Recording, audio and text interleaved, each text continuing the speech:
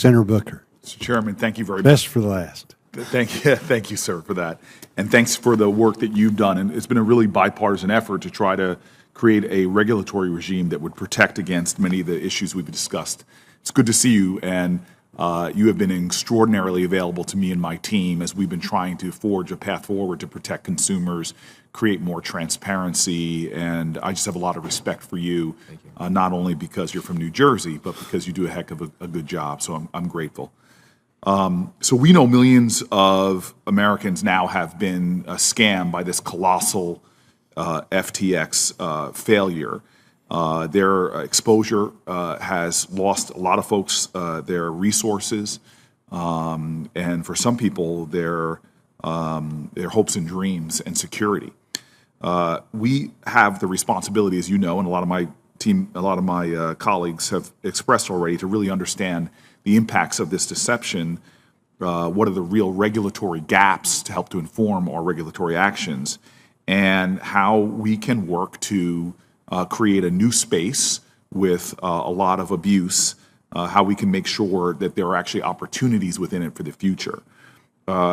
Chairman, when you and I last spoke in the committee, I communicated that I actually had a lot of optimism, not in these coins or any particular commodities, but the underlying technology, that there could be hope that we could see, often for lower income folks who are dealing with banks that overcharge or have ridiculous fees, that we could begin to create more expanded opportunity for people that are often either abused by the banking system as it stands right now, or who don't have access to a lot of the conveniences and opportunities within the banking system. So I'm still hopeful that this technology can provide economic opportunities for the underbanked and folks who've been left behind by traditional financial institutions. But that said, without legislation like the DCCPA, we are leaving these same groups of people that I'm most concerned with really vulnerable, as we've just seen.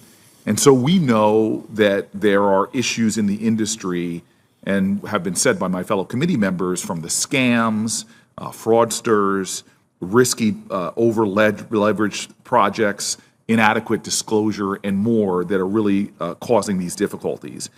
And I think that FTX blow-up is actually indicative of other things that have happened that maybe not have captured as much attention.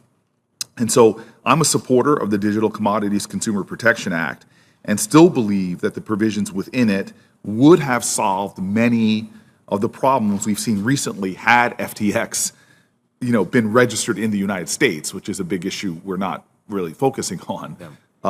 But many of the actions that have been allegedly perpetrated have been crimes in this country for over a century. And so the legislation is not going to solve everything, but I think it's important that we move forward with providing a regulatory framework that can protect consumers.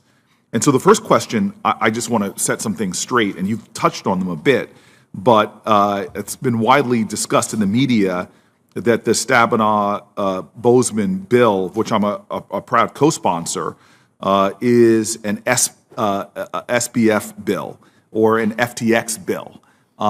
And this doesn't match any of the experience I've had with the legislative process. Sam Bankman-Fried did give a lot of feedback, as did many others, from industry, from academia, from the policy community, from your shop and beyond. And everyone's feedback was considered by the chair and the ranking member, who I think did an extraordinary job in getting input from lots of folks. So can you speak a little bit more to this allegation or this idea of the involvement of FTX? You talked about your calendar and what they were talking about, but can you speak to the involvement of FTX in the process of developing the piece of legislation that you've been such a principal advisor to us on? Thanks, Senator. As far as I know, given conversations that we have had with the committee, because as you pointed out, we were very engaged in providing technical assistance and legal analysis, which is typical process for an authorizing committee and the agency it oversees. And we are continuing to look forward to doing that with you as we think about the bill going forward. And as I know that the chairwoman and ranking member were very inclusive in their exercise of inviting folks in. We took a lot of meetings. I mentioned that I met with Mr. Bankman-Fried and his team 10 times, and we had some message exchanges, mostly about this application for the clearinghouse. But certainly as meetings go and conversations go, we were talking about meetings he was having with other regulators or discussions he was having. And I'm going to cut you off. I think you've made my point for me. You've met with me a handful of times on this, and I'm just a junior senator from New Jersey. I imagine collectively you've met with us dozens and dozens of times, members of this committee, including testifying. And in that private conversations we had, your mission is not about the wealth of individuals. It's about the protection of consumers and financial security for Americans. Is that correct? Yes, 100%. 100%. Okay, so financial criminality, rather, is just not new. As I've said, we know that FTX is accused of crimes, of things that have been crimes for a long time.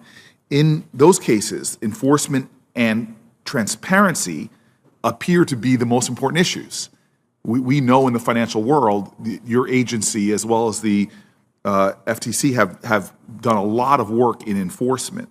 And so the Digital Commodities Consumer Protection Act, among other things, was written to bring more resources to Commodities Futures Trading Commission's ability to create enforcement in this space.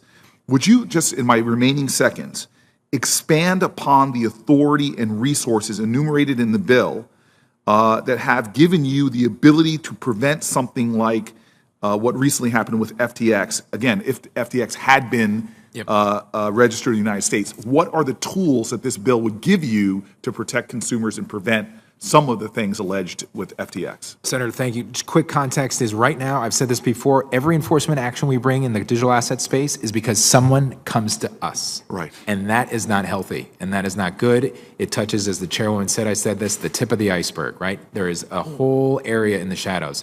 We need registration of exchanges. We need surveillance of market activity. We need direct relationship with custodians who are holding customer money so that we can prohibit and prevent money moving around that's not house money. There are so many tools in a comprehensive regulatory framework that will put us as boots on the ground in the entity to prevent all of these illegal activities.